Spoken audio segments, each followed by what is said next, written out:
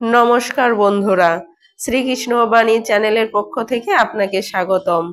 আজকে আমরা জানব উৎপন্না একাদশী ব্রত মাহাত্ম্য।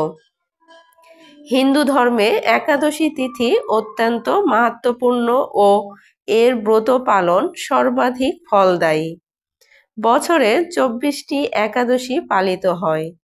সমস্ত একাদশীর নিজের বিশেষ মাহাত্ম্য রয়েছে।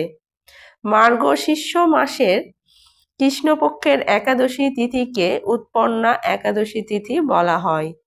এই তিথিতে শ্রদ্ধা ভক্তি সহকারে বিষ্ণুর পুজো করলে তার অশেষ আশীর্বাদ পাওয়া যায়।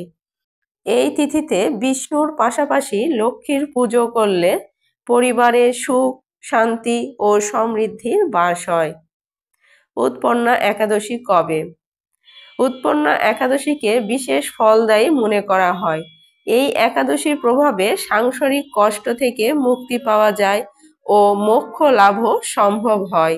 বৈদিক পঞ্জিকা অনুসারে 15 নভেম্বর মাঝরাত 12:49 এই একাদশী তিথি শুরু হবে এবং 16 নভেম্বর ভোর 2:37 এই তিথির সমাপ্তি ঘটবে।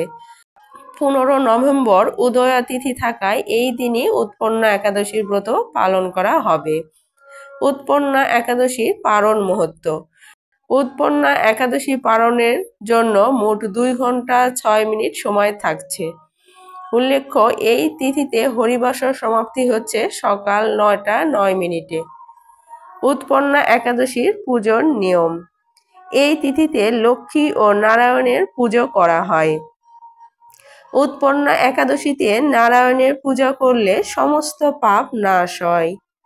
এই তিথিতে ভোর ব্রহ্ম মুহূর্তে উঠে স্নান করে পুজোর সংকল্প নিন। এরপর নারায়ণকে হলুদ ফুল, ফল, মিষ্টি নিবেদন করুন। বিষ্ণুকে তুলসী নিবেদন করতে ভুলবেন না।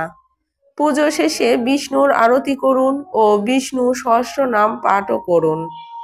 দ্বাদশী তিথিতে সকালবেলা স্নান করে ব্রত পালন করবেন। উৎপন্না একাদশীর মাহাত্ম্য। ধর্মীয় ধারণা অনুযায়ী উৎপন্না একাদশীর দিনে একাদশী দেবীর উৎপত্তি হয়। কথিত আছে যে এই তিথিতে মোর নামক অসুরের অত্যাচার থেকে সকলকে মুক্তি দেওয়ার জন্য নিজের শক্তি দিয়ে একাদশী দেবীকে উৎপন্ন করেন। এরপর দেবী সেই অসুরের বধ করেন। তাই এই তিথিটি উৎপন্না একাদশী নামে পরিচিত। একে সমস্ত একাদশীর মধ্যে প্রথম একাদশী মনে করা হয়। শাস্ত্র মতে উৎপন্না একাদশী ব্রত পালন করলে ব্যক্তি অসীম পুণ্য লাভ করতে পারেন। এই ব্রতের প্রভাবে সমস্ত পাপ নাশ হয় ও মোক্ষ লাভের পথ প্রশস্ত হয়।